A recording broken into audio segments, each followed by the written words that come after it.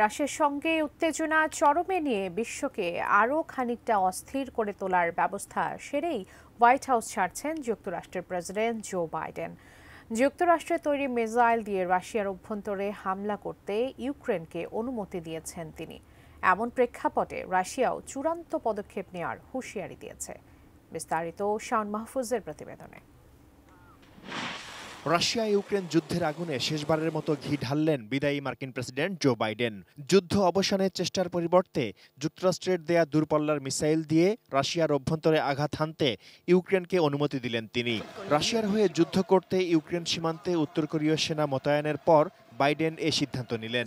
ইউক্রেনের president Volodymyr Zelensky বলেছেন, এবার তাদের হয়ে কথা বলবে মিসাইল। Ракети самі за себе.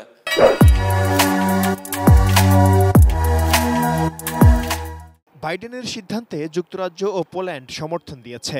তবে বাইডেন প্রশাসনকে নির্বোধ ও কাণ্ডজ্ঞানহীন বলে সমালোচনা করেছেন নবনির্বাচিত প্রেসিডেন্ট ট্রাম্পের ছেলে Trump junior.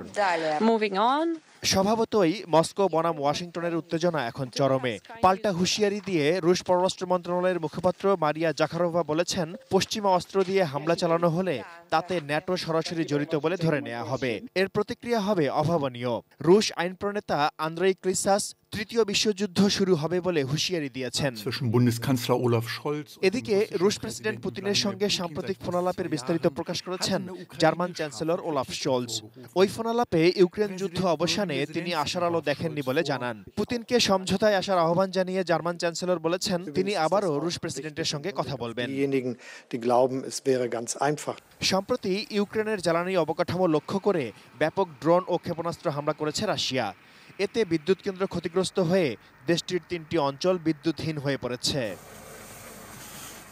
Shaon Mahfuz, desk report, ATN news.